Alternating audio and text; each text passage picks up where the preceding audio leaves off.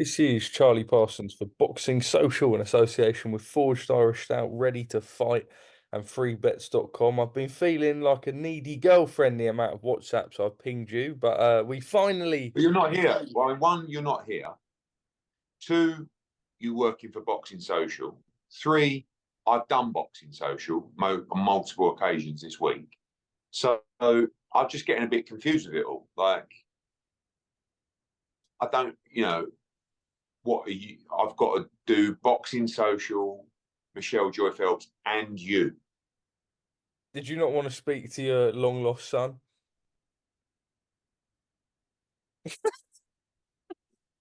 Right, there's a couple of things I immediately need to discuss, and there'll be timestamps in the comments for everyone who's like, "Where are they talking boxing?" What on earth is going on? You said cap, and I heard a little Riz dropped in there as No, well. I didn't say Riz because I didn't know what Riz was. Do you know But what Riz is everybody now? said all fighters at the moment are saying cap, right? So I was like, so and so, I can't remember the context. So and so, like, no cap. This is what he wants. And everyone was like, no cap. You're 44. But let's be right. We've got to stop with this whole you're 44. Why? Because anybody that's capable of reversing their age, like me, yeah, should get the respect to stop saying, yeah, but you're 44. But I'm not really 44, am I? You are. I mean, yes, I was born on the 8th of June, 1979, which technically makes me 44.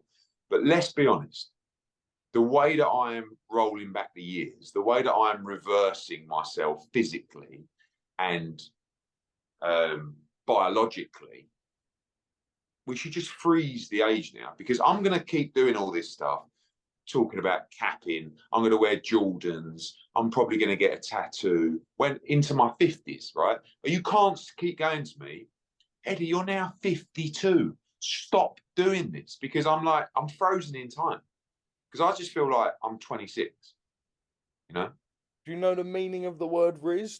Can we add that one? No, I don't know Riz. I know cap. No cap. No bullshit. I'm not joking. I'm not lying.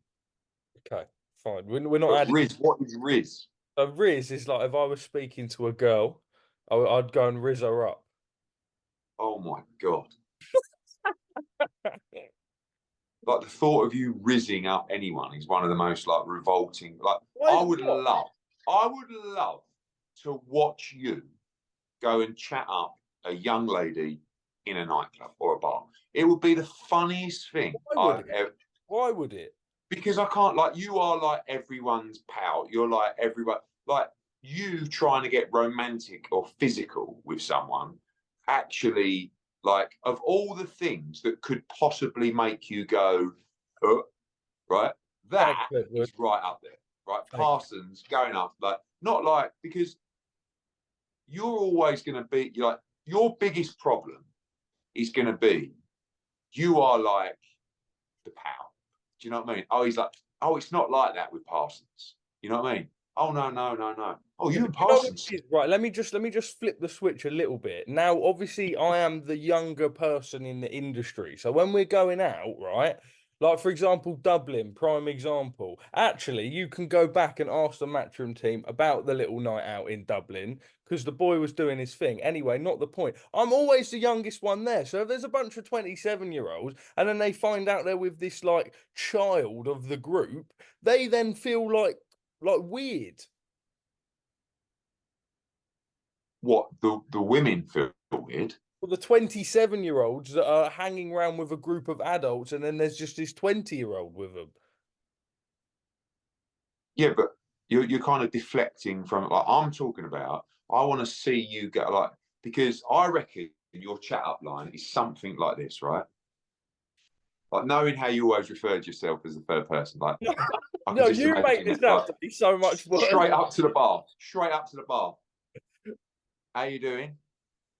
Fancy a drink with the Parsons, right? Straight away. What? Yeah. What? Yeah. Saw you looking at the bar. Probably looked over there and said, "The Parsons is looking well," hasn't he? Oh. Like, this is where I could just see it, just being, oh hi, yeah. So what's your name? no, my name, Peter Parsons, right? And then she's like, oh, hi, nice to meet you. And you're like, yeah, probably seen me about, Stop you know, it. on the Just old, stop it. in the old YouTube community, you know, quite big in the YouTube community. Right? What if they go to you, right? So what do you do? What do you say? I say I do interviews with boxers, which is my job, right? Yeah. But just to give you a little bit of advice, because they've probably already left. Two, if they haven't lost interest or fallen asleep, So harsh. I would say something more like, I run a major sports media company. Because when I don't want to be too cruel, but when you have your game and, you know, like you have to be talking it up, but you can't do it in your usual David Brent 21-year-old style. Edward, they get the Instagram, they see the mutual followers. The game is the game. Right. So is that what people do these days? Where they go, how you doing? Yeah, my name's Charlie. Oh, obviously not. Right, can we stop that? Because might want to check out my Instagram. No. Might want to check out my Instagram mutual followers. Right? No. Yeah. I mean, if that don't get you interested, I don't know what will. Right? The misinterpretation is scandalous. I can imagine you saying something like, you know, right. So yeah. Anyway, nice to meet you. How old are you? Oh, I'm 21. But let's be honest, you wouldn't think that about the Parsons, would you? You know what I mean? Something like that. And it's just to a point where like these people are like looking at each other going, oh. Anyway. Let's get into it. I've cringed. I wish they could see the level of cringe because they you dishing it out to me. They can't see me just saying like. No, but I can see it. I can see you saying like, do you like the drip? Do you mind if I attempt to rizz you up? Oh, this is a guy, you know, how about I make your night and Parsons tries to give you the rizz? Do you know what I mean? Like, right, stop it, because I'm dying of secondhand embarrassment here, Edward. Let's go straight into it. You're in Quebec. It's like minus 20 degrees. The generals, the Monclizzi's come with him. Smith, Beterbiev. First things first, I know you've sort of discussed it.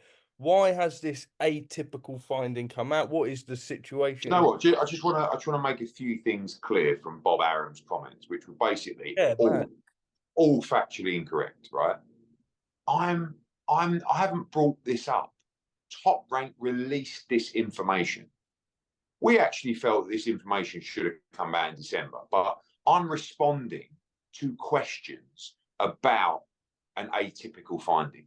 Atypical means not typical, abnormal, yeah, which also, in my opinion, means cause for concern, right?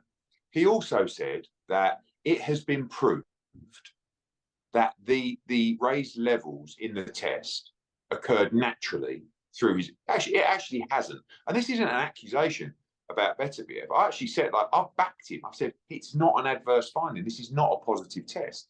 He also said, oh, all we had to do was speak to Margaret Goodman and she will confirm that the additional testing that was done showed that it did. No, there hasn't been any additional testing or additional analysis to that sample. There's been 2 more tests, which would have happened anyway, which there wasn't a raise in levels, just this one spike in this one, and a few days later there wasn't one. I was just asked about it, and all I said was, when I received that bit of information that said he's got raised levels for human growth hormone and testosterone, like anybody, there is concern. Like we wouldn't be doing our job if we didn't just go, hang on a minute, that don't sound right, because it's not right. That's why it's called atypical. That's why you're informed about it. So we actually asked Margaret to confirm there's been additional testing, which is one of the rules. And I don't know if there has been, but anyway, I don't want to keep going on about it. All I'm saying is, someone said to me, like, if this was my show, if this was a Matchroom fighter, and they had elevated levels of HGH and testosterone, there would actually be calls for the fight to be cancelled. We've never even talked, we don't want the fight to be cancelled. It should, you know, this is why it's not an adverse finding. So all I've done is responded to questions that have occurred through Top Rank basically releasing the information. They're my friends. I like them. I've just had lunch with them. I don't want to talk about it anymore. But I was just honest. Like, when you get that information, there are concerns. Have we received the information to quash those concerns? We know more about it, not completely, but it's done. It's over. Contractually, we'd have no leg to stand on. It's not an adverse finding. On we go for the fight tonight. Right, well, you just on the topic, I know you don't want to keep on it for too long, but you came back on absolute smoke. I dropped it a cheeky retweet last night. Victor Conte put out a tweet saying, "Does anyone see the hypocrisy of Eddie Hearn?" I'm not going to read the whole thing out, but I'm going to read your reply if people haven't heard it. You've got some front. You talk about hypocrisy when you are one of the most prolific drug cheats in the history of the sport. Cry me a river, you bellend. Big Yeah, ratio. I was actually laying in bed, and like, this guy has trolled me for a year. Go onto Victor Conte's account, read through his tweets. Like, it is an absolute, like, he's either been put up to it by someone, or he's just literally looks at me and goes, he's so unbelievable, I can't stand him. Right? So I think, I just laying there, I was thinking, this guy, like, bear in mind, like, I know people that effectively he convinced to cheat within their sport, right? Guys who really have ruined their career and in some ways their life by taking advice from Victor Conte to cheat within their sport. He is one of the most prolific drug cheats in the history of the sport. So I know everyone can change, and all of a sudden you can be that guy that is so ruthless and vindictive that you will convince people to risk their career and life by cheating in sport, which is, in my opinion, one of the most low-life forms of mannerisms you can have, to cheat in sport, right? To sit there and start criticising and the fact that VADA are even associated with this guy, and they say they're not, but they seem to be awfully close, you know. And also, you know, obviously you've got the whole snack cloud that people are bringing up now and stuff like that, which, like, at the end of the day, this guy has a lot to say. And I just feel like when he talks about hypocrisy, all I said was, I have a fighter fighting another guy. I just want an explanation as to why those levels are increased. I'm not accusing him of anything. I'm not trying to have the fight stopped. I'm not trying to get him stripped. I just like to know. So he's on one, and I just was laying in bed and thought to myself, no, you know what? It's a bit of a liberty, actually. I mean, the bell end thing was more like tongue in cheek, but the geezer is an absolute length, right? A total bell end. And that was the word. Bell end. I think bell end is such an underrated word, right? Because it's half friendly, but it's also putting you on notice as to what you are. And I just can't sit there and take this guy who ruined sport, ruined athletics, in my opinion. And again, I know people personally that he trained that ended up failing drugs tests. And I know these people. And when they went into camp with him, they were convinced to do it. And like, he, you know. Can I just Anyway, pick on the snack comment you made? Now, obviously, Sonny Edwards in his fight in the lead up to Bama, I'm not like naming names or anything, but just referencing that. Do you have an issue as to fighters working with him, or like, are you slightly skeptical? I don't care. I don't care about Victor Conte. At the end of the day, everybody can change. So if this guy, who clearly was a special piece of work to do what he did in the first place, let's be honest, like, if you're going to do that, if you're going to go into a sport and get people to cheat to gain an edge in competition, you have to be a specific type of individual. But everyone can change. And now, if his goal is to make the sport clean, then wow, what a guy. What a turnaround. I mean, that's quite amazing, you know. And maybe that's true. But don't tweet me all day. If you've got a problem, phone me and we'll have a chat about it. So it makes me think that someone is putting him up to it, or the guy is just strange, which could also be the case. But, you know, like I said, when you've attempted to completely ruin a sport, and actually probably has gone a long way to ruin a sport, they'll just come back and start like, you know, I mean, when people keep saying, release the science, it's not to me to release the science of an ongoing legal case that I can't do it. And it's not for me to do. So it's for VADA. And that's why I'm saying about this atypical finding. You educate me. And Victor tried to educate me about Artur Beterbiev's atypical finding by saying that those levels can be raised via squats.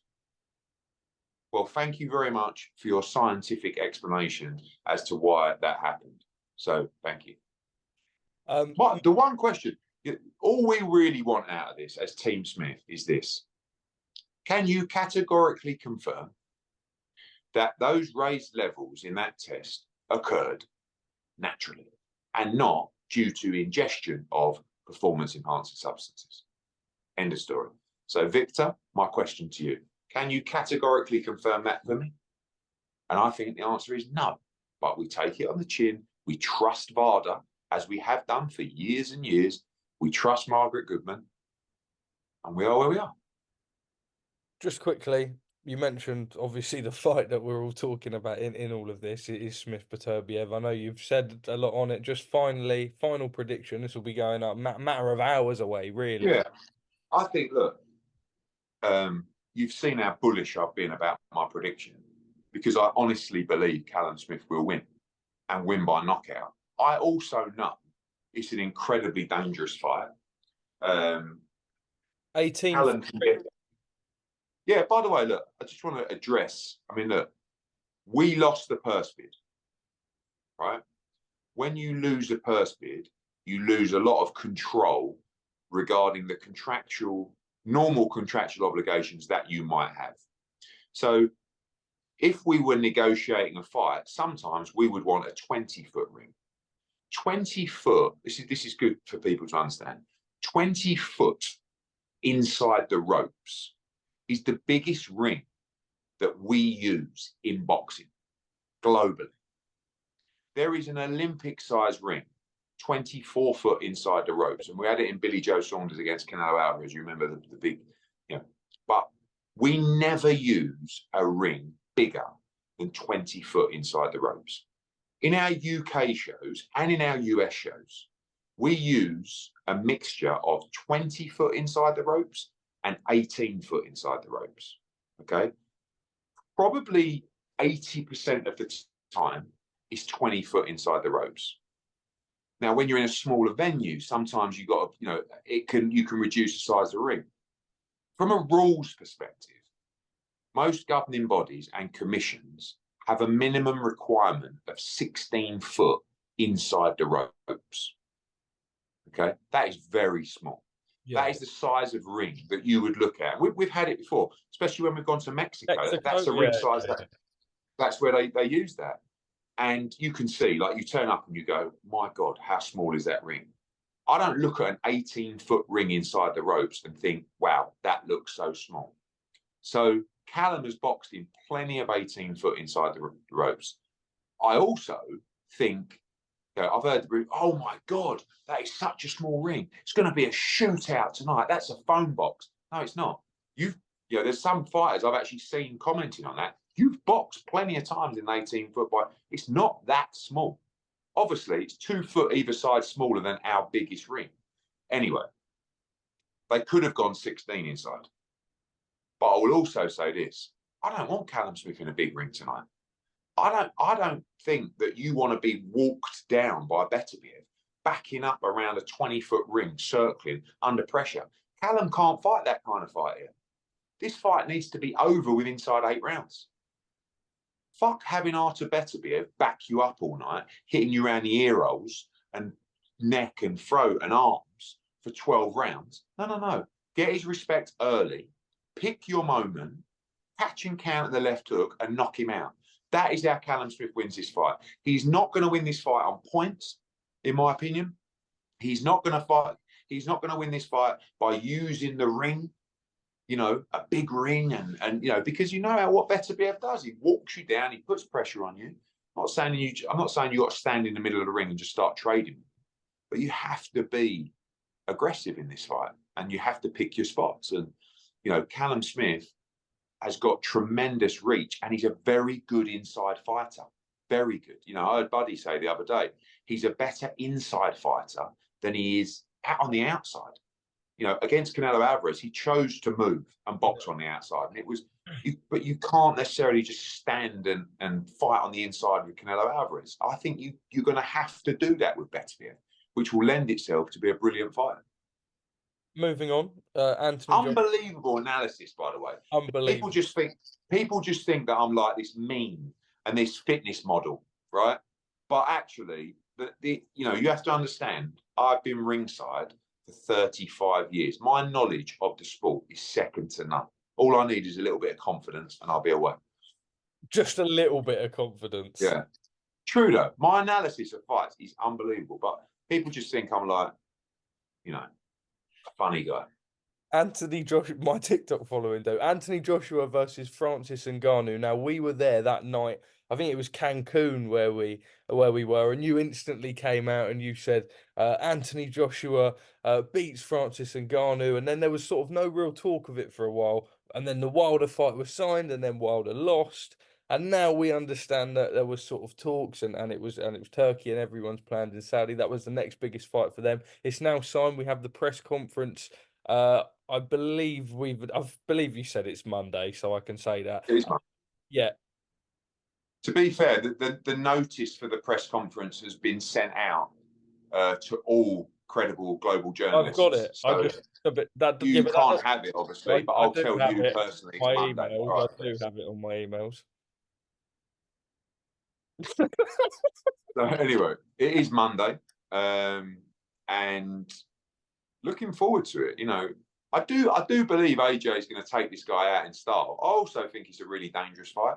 And there isn't much upside, is there? Let's be honest. Like, if you lose to Ngannou, it's not the greatest. And, you know, the way back is a little bit awkward to navigate. Is there a way back for AJ? Yeah, for sure. There's always a way back. But also, you know, I spoke to AJ last night, and it's almost like I think he feels like every fight at this stage in his career is like so important, because if you get beat against Wallin or Helenius or Franklin or even Ngannou, like, he wants to become world heavyweight champion again. And I believe that he's going to knock Francis Ngannou out and make a statement. And I believe, although I love Oleksandr Usyk, I do hope that Tyson Fury wins that fight. Because if AJ knocks out Francis Ngannou and Tyson Fury beats Usyk for the undisputed world championship, the clamour for AJ against Fury is going to be off the charts. And we will get that fight, I believe. And AJ will become undisputed heavyweight world champion. I see this. We spoke last night. This is the vision that I've had. And after the Wallin fight, I believe it so much. And, you know, just like I believe Callum Smith will win tonight, it doesn't always happen. But I'm speaking, and maybe I am a little bit deluded and a little bit of a fanboy, but I truly believe these things. Like, I truly believe that AJ will beat Tyson Fury. I truly believe that he will knock out Francis Ngannou. But I know boxing, anything can happen in boxing, but this is the dream that we have. And, you know, after, again, like one thing that really gets on my nerves, which I just want to clarify, is the amount of people that say, Eddie Hearn was so happy Deontay Wilder lost. Like, one, why? We've signed a contract to announce a fight in the ring. Do you think if I didn't want that fight to happen, we wouldn't have signed? We wouldn't have signed a contract. We were desperate for that fight. You saw on December 23 why we wanted to take that fight, and I think that was a worse Wilder than we expected. But still, that's the guy that I know we can beat. So straight after that fight, when it all fell through, we went straight for a meeting with His Excellency, and we talked about what is the biggest fight that could be made in the heavyweight division. And the answer was AJ against Francis Ngannou.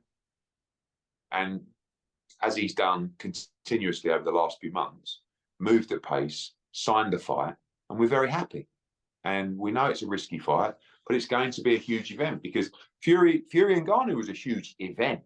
But now it comes with a credibility, the actual true belief, the danger. I've seen so many people going, I fancy Ngannou here.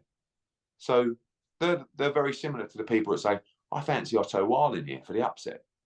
And then after the event, it's like, oh, let's be honest, Otto Wallin was useless. You know, and when AJ knocks out Francis Ngannou, everyone will say, well, he's not a boxer, is it? I mean, you know, so you can never win. So you just got to focus on yourself. You mentioned Otto Wallin. Anthony Joshua has remained at number 3 with the IBF, with the number 2 spots staying vacant. What's that all about?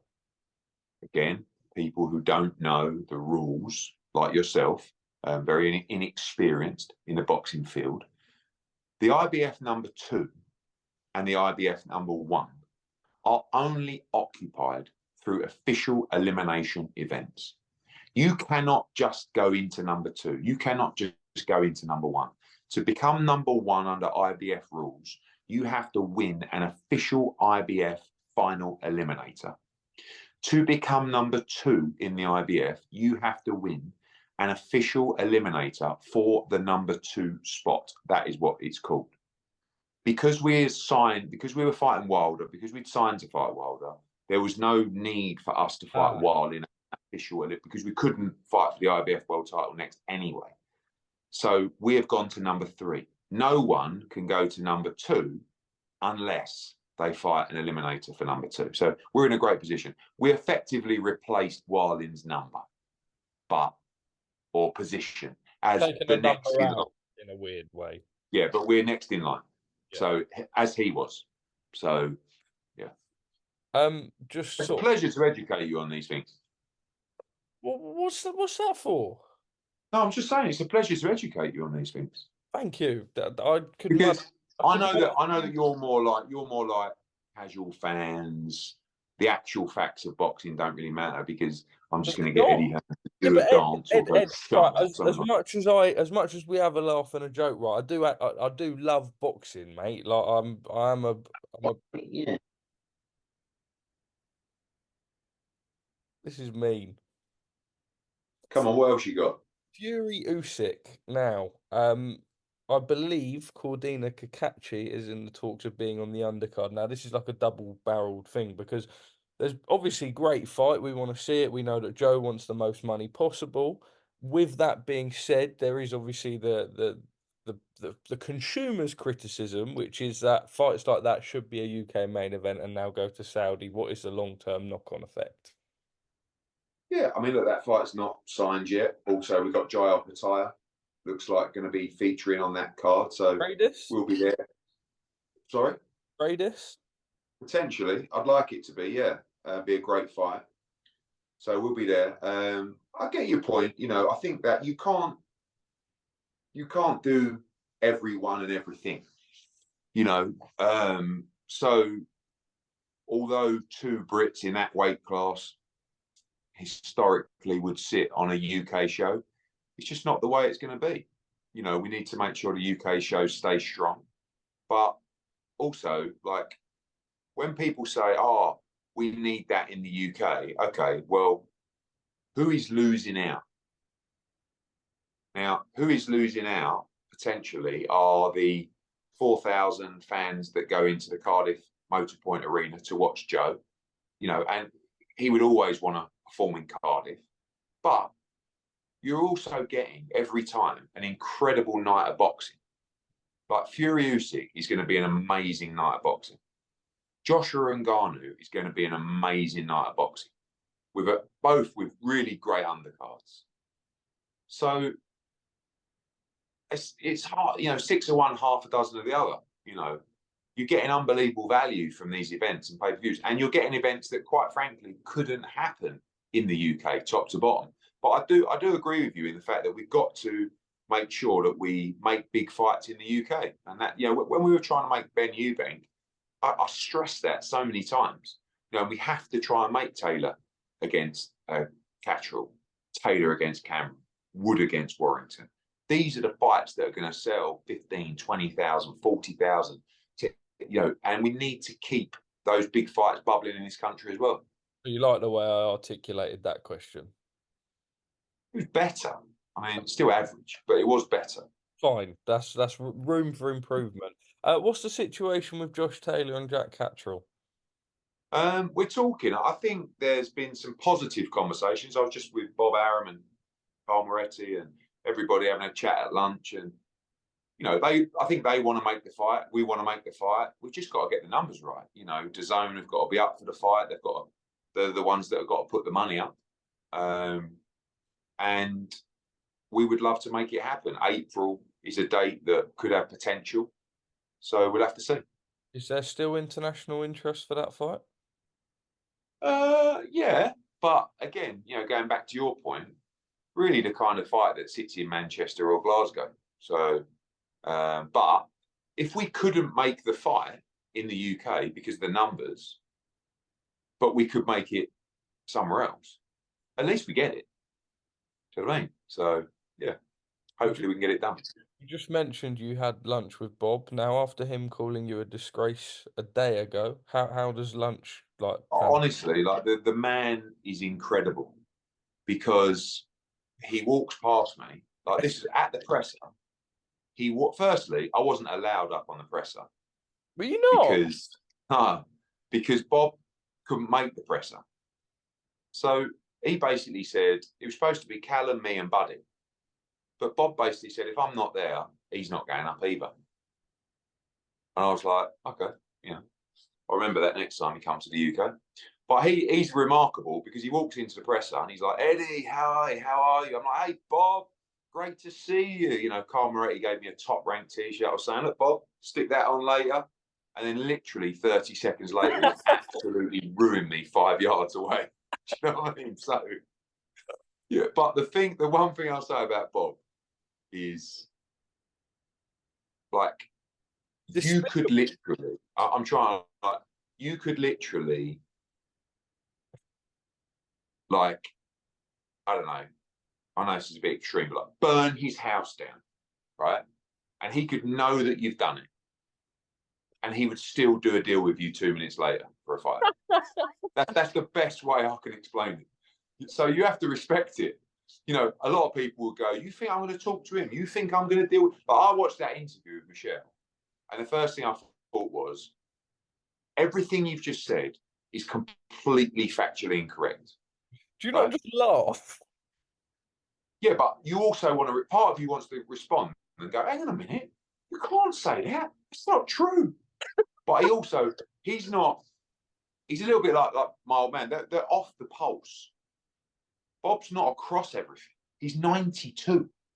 It's amazing the guy is even at these shows. He's a legend, right? So he doesn't actually know about everything. But you should never disrespect your elders or people who have achieved what he's achieved. But I remember when Joshua fought Parker, me and Bob did a night for the sponsors, right? And we were up on stage, like, answering questions. And one of the audience said, Bob, Eddie, like, can you tell me the biggest moment of your promotional career so far, or the moment you remember the most? And I said, yeah, it'd have to be Joshua Klitschko at Wembley, 80,000 sold, biggest event in the history of British boxing. It was unbelievable, blah, blah, blah, like giving it the big one. And I went, what about you, Bob? And he went, well, it was a toss-up between the Thriller in Manila or the Rumble in the Jungle. And I was like, oh, yeah. You know what I mean? So, like, what he's achieved is incredible. I don't think I would want, and I don't think I will have the longevity that he's had in boxing. Who knows what the future holds? So I respect him in that sense. He's a good operator. Do you know what I mean? So I don't want to be... I don't mind being not disrespectful, but critical in my comments, but I always try not to be disrespectful in my comments. So first, the main point is I did not release this information. That Top Rank did. And I know Callum and their team wanted this information to come out because they wanted to investigate it. but I'm only answering questions from the media regarding the information that they put out. So I'm not trying to like wind anything up or grass anyone up. The information was out there, and I'm answering questions. So anyway, respect to those guys. Really like the top ranked guys. Really like Conor. Really like Brad. Very good company. Always say it. Rattle off a few quick ones. The criticism faced of Peter Dobson as Conor Benn's opponent. He's 17-0. Always up for a fight. You know, was supposed to fight Keevan. Keevan pulled out. Supposed to fight McCormack. McCormack pulled out. We had like 5 weeks to make a fight. Got plenty to say. He's got big balls on him. He'll have a right go. I think it'll be a great fight. And, you know, the plan for Conor Benn is to see him do a job on Dobson and get back out in April and keep him nice and active now. And got to stay switched on in that fight. You know how Conor fights. He's every fight's a firefight.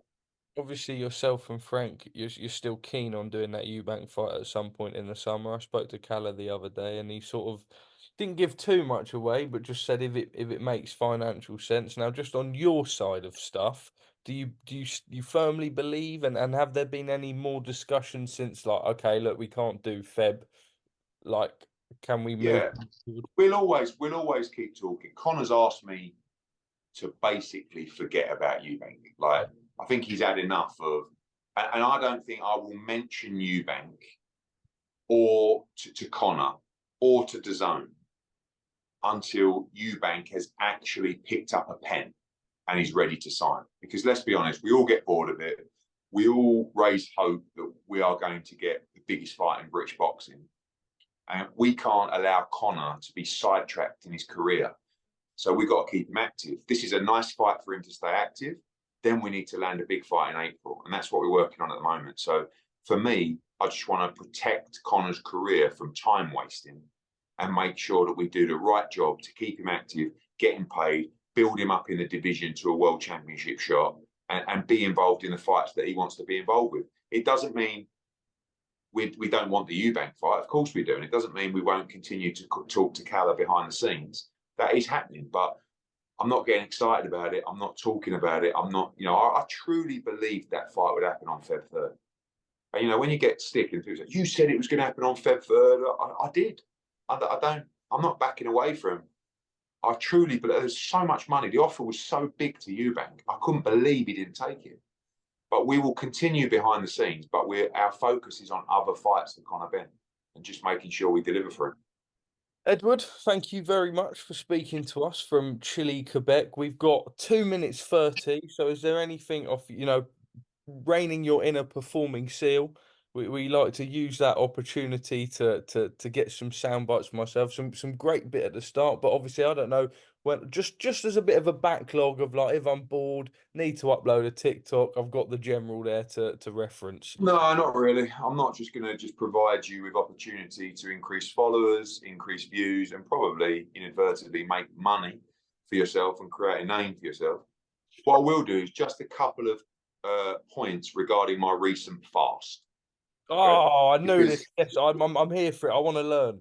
Okay, because I've never had as many responses or questions from any post or anything I've ever done than that 72-hour fast, right? So I want to answer a few questions that I got non-stop, because I find it really cringe to, like, do a video after the thing, go, hi guys, just catching up after the 72-hour fast. So here's the electrolytes that I had, and yeah, here's the bone broth. It's available in Waitrose. And, you know, after 24 hours, I just felt a little bit flat. Like, it's just so cringe. I'm not that, but I'm not influencer. Don't take physical advice from me. Don't take medical advice from me. Do your own research. I watched Chris Hemsworth on, I think it's National Geographic, about fasting. It made sense to me. And I'm talking about the regeneration of cells inside you, not trying to lose weight. It's got nothing to do with that. I also follow Gary Brecker, who works with Dana White. I watched all his stuff. I posted the link for the fasting. I did a 72-hour fast, drinking only water with electrolytes. People will know what electrolytes are. It's a little tablet. It's powder. Use the 0 calories one, loads of brands. I used Revive. They don't pay me. I've got 40 seconds left, right? You've just... 72 hours, water only. You can have bone broth as well. I lost £9, probably put most of it back on. I'm just trying to improve myself from a medical perspective, just trying to every day become a better version of myself. Do your own research, give it a go. That's the Generale out. Have a good one, Sean. Tonight, Callum Smith flying the flag for Britain. Let's go. Big knockout incoming in Quebec City. Don't miss it. We'll see you soon. See you Monday. Monclizzy out in Quebec. See you Monday. Get up there, bash. We need to think of a new advert for freebets.com.